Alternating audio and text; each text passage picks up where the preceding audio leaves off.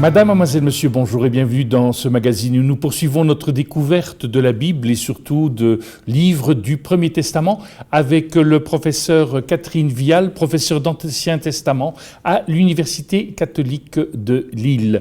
Professeur Vial, bonjour. Bonjour. De découvrir un autre livre avec vous, si vous voulez bien. Vous avez écrit de nombreux articles, je sais, sur une femme, Judith. Alors, qui est-elle et pourquoi un livre lui est consacré ?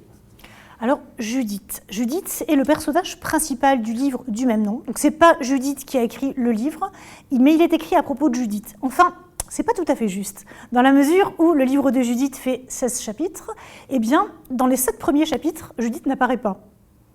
Les 7 premiers chapitres racontent comment Nabuchodonosor, alors présenté comme le roi de Ninive, le roi d'Assyrie, qui est une distorsion chronologique énorme, bon, enfin voilà, on y reviendra si on le souhaite, et bien comment Nabuchodonosor décide de partir à la conquête de l'Ouest.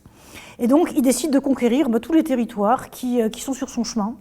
Et il envoie son général en chef, alors il ne part pas lui-même, mais il envoie son général en chef Holoferne conquérir tous les territoires. Et alors, pendant les 7 premiers chapitres, on nous raconte ça. On raconte comment, le Holoferne se met en route, enfin comment Nabuchodonosor fomente le projet d'aller partir à la conquête de l'Ouest, et puis comment Holoferne se met en route, et comment il conquiert tous les territoires, les uns après les autres, un peu comme un rouleau compresseur.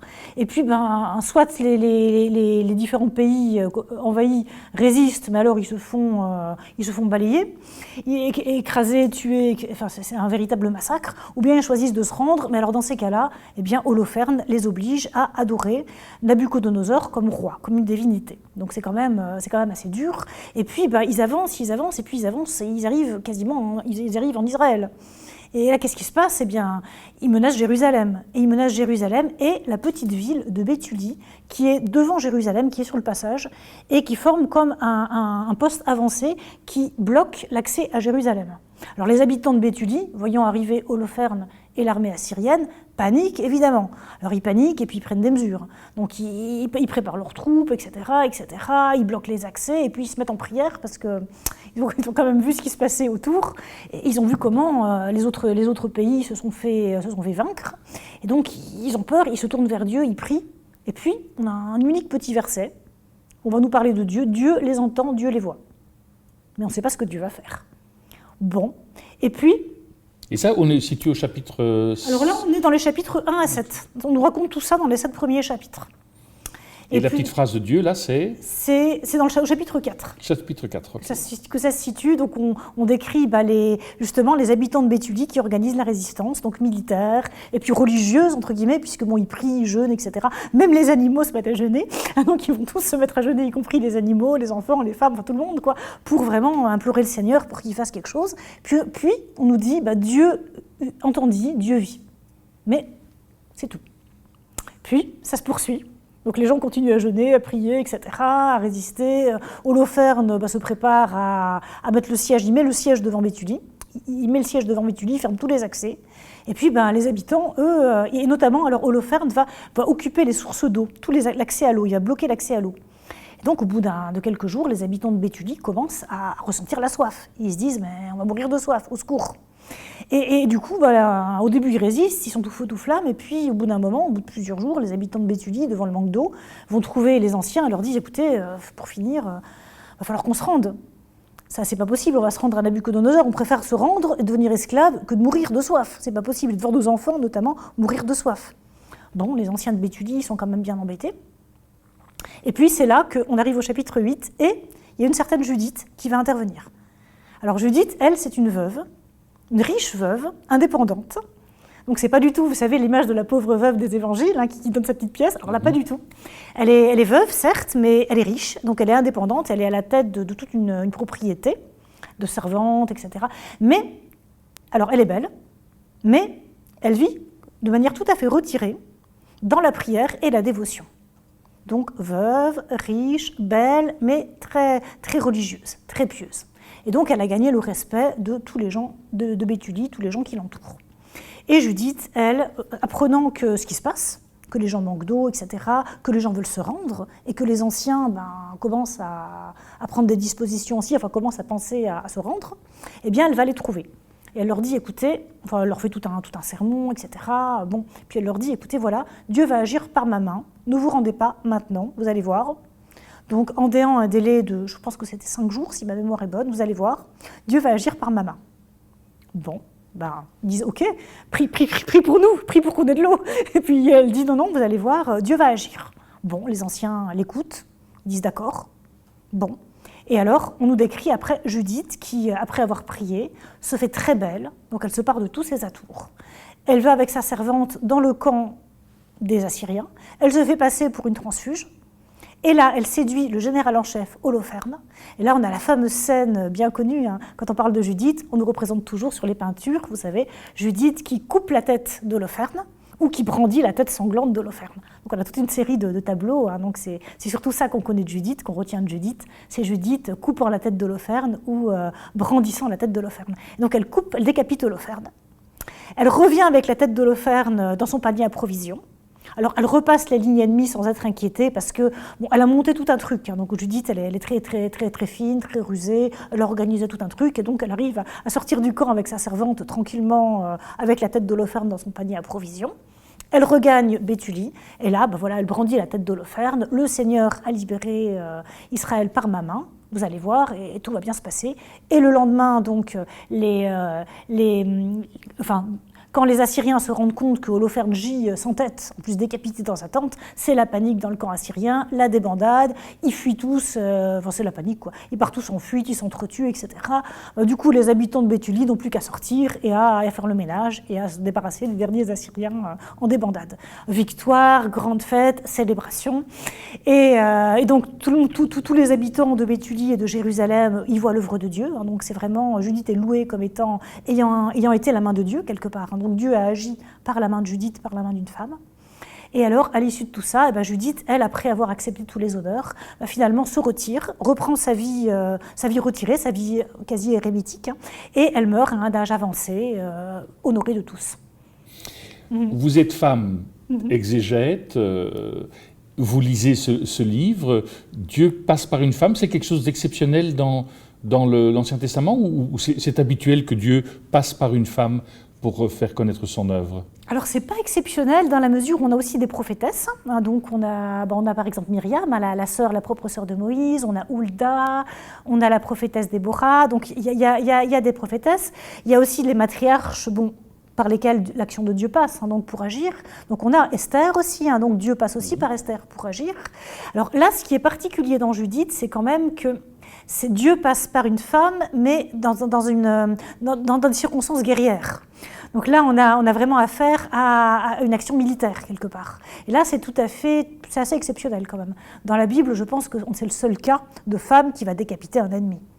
Donc c'est quand même assez marquant. Parce que quelque part, Judith agit comme femme, mais en même temps, presque comme un homme, hein, puisque d'ailleurs, on a souvent fait le parallèle entre Judith qui décapite Holoferne et David qui décapite Goliath. Hein. Même au niveau des tableaux, même au niveau pictural, il y a des parallèles qui ont été faits. Hein, donc. Et même au niveau de la description de Judith décapitant Holoferne, on peut faire des parallèles avec David qui, après avoir donc assommé Goliath avec la fronde, il le décapite et il brandit aussi la tête. Enfin, on a un peu le même genre de scène. Donc, on a fait aussi des parallèles entre Judith et Judas Maccabée également. Donc, on est quand même dans... Alors, on a affaire à un personnage qui est très, très liminal, donc à savoir qui est... comment dirais-je, qu'on n'arrive pas vraiment à classer, quelque part, qui explose un peu tous les cadres, que finalement, Judith. Parce qu'à la fois, elle est veuve, mais elle n'est pas à plaindre, elle est veuve et elle est riche, elle est belle, mais elle vit retirée, elle est femme, belle, et donc on pourrait penser, c'est souvent lié à une belle femme, jeune, à la séduction, et donc à quelque chose de fragile, un peu fragile, mais en même temps, elle fait preuve d'une force absolument incroyable quand même, parce qu'elle le décapite, je crois qu'elle s'y prend 2 fois, quand même, elle arrive à décapiter toute seule Holoferne avec sa propre épée, elle prend l'épée d'Holoferne qui est au-dessus de son lit, et paf, elle le décapite, donc c'est assez incroyable. Donc c'est vraiment un personnage très particulier, finalement. Judith, elle n'a pas son pareil, je dirais. C'est un personnage réel ou c'est aussi un récit de fiction? C'est un récit de fiction. Et ça, c'est posé vraiment dès le début. Parce qu'en fait, si vous lisez le premier verset du livre de Judith,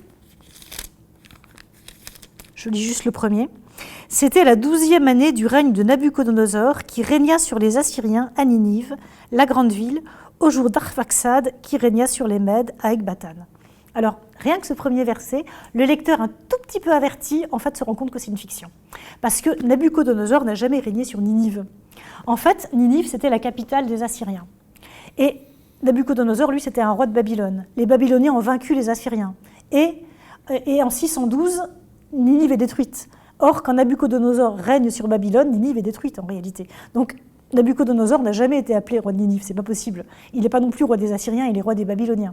Et puis Arphaxad, on n'a aucune trace. Apparemment, c'est un personnage de fiction. Donc on voit qu'on a vraiment affaire à quelque chose qui est fictif, avec d'énormes distorsions temporelles. Et en plus, alors quand on avance dans le récit, on se rend compte que c'est encore plus improbable au niveau temporel, au niveau de la temporalité, parce qu'on nous présente Nabuchodonosor. Il faut savoir que Nabuchodonosor, c'est le roi de Babylone qui est responsable de la destruction de Jérusalem en 587. Donc c'est lui qui a détruit le temple de Jérusalem, qui a mis fin à la dynastie davidique, qui a rasé les remparts. Enfin donc vraiment, c'est un peu un ennemi avec un grand E, Nabuchodonosor. Mais un peu plus loin, quand on nous parle des Israélites, on nous dit que les Israélites viennent de rentrer d'exil à Babylone, qui viennent de reconstruire le temple. Mais c'est absolument pas possible, c'est incompatible avec Nabuchodonosor qui lui l'a détruit. Donc on voit qu'on a mis ensemble en fait plusieurs temporalités, quoi. On a l'époque du retour d'exil, avec la reconstruction du temple, avec les anciens. On a l'époque de Nabuchodonosor, mais qui n'est pas du tout la même époque, en fait, il y a plusieurs siècles, enfin il y a au moins un siècle entre les deux, quoi. Et donc tout ça est rassemblé dans le livre de Judith. Donc ça nous indique de manière certaine qu'on a affaire à une fiction. Et la finalité de cette fiction, c'est de nous dire le message. Alors là aussi, je pense qu'on est proche du message qu'on a dans le livre d'Esther, où on a à la fois Dieu des livres, donc on a vraiment l'aspect libérateur de Dieu, et l'aspect libérateur de Dieu, mais alors comment ? À travers les circonstances, je dirais, et notamment alors pour Judith, à travers la prise de responsabilité humaine. Puisqu'en fait, dans Judith, l'action de Dieu passe par qui ? Par Judith en réalité, parce que Judith elle-même prend la responsabilité d'agir. Elle-même dit que Dieu a agi par sa main, mais c'est elle qui le dit. Et finalement, elle va témoigner de cela. Mais en même temps, les anciens qui reçoivent son témoignage et les habitants de Béthulie, puis après de Jérusalem, vont la croire. Ils vont reconnaître dans l'agir de Judith et dans son témoignage la trace de l'agir de Dieu. Mais on a affaire à un témoignage en réalité. Et donc on voit vraiment que Dieu agit par l'intermédiaire de nous, êtres humains finalement, donc femmes, hommes, la femme en l'occurrence, mais dans la mesure où ces personnes prennent leurs responsabilités, et qu'après, alors, la reconnaissance de cet agir de Dieu passe par l'observation de ses actions, mais aussi par le témoignage reçu ou pas. Ce qui nous prépare un peu au témoignage des évangiles, je dirais, puisqu'on a le témoignage de Judith qui est reçu ou pas, donc par les habitants de Béthulie, de Jérusalem, par le lecteur, parce que jamais on nous dit explicitement que Dieu agit par l'intermédiaire de Judith. C'est Judith qui le dit elle-même. Ce sont les personnages du récit qui vont reconnaître l'agir de Dieu en observant ce qu'a fait Judith et en l'écoutant, mais jamais le narrateur, la voix off du récit, nous dit Dieu choisit d'agir par Judith. Non, c'est pas dit. Et donc c'est finalement le lecteur à la fin du livre de Judith qui peut lui-même s'interroger et se dire bon, est-ce que vraiment je considère que Dieu agit par Judith ou pas ? Ou est-ce que c'est Judith qui a fait ce qu'elle voulait et après elle met ça sur le compte de Dieu, quoi. N'empêche que Jérusalem est libérée, que les Assyriens sont en fuite et que tous les habitants, enfin tous ceux qui entendent le témoignage de Judith, eux rendent gloire à Dieu. Y compris Achior l'Ammonite, donc un ennemi et un ancien mercenaire de Nabuchodonosor qui, en voyant l'agir de Judith, se convertit et demande la circoncision. Donc c'est assez particulier aussi parce qu'on a vraiment un des seuls exemples de conversion vraiment d'un païen dans l'Ancien Testament. En tout cas, vous nous avez donné envie de découvrir ce livre du Premier Testament, donc le livre de Judith. Merci beaucoup. Nous arrivons au terme de cette émission. Au nom de toute l'équipe qui l'a préparée, il ne me reste qu'à vous souhaiter une excellente journée. À très bientôt.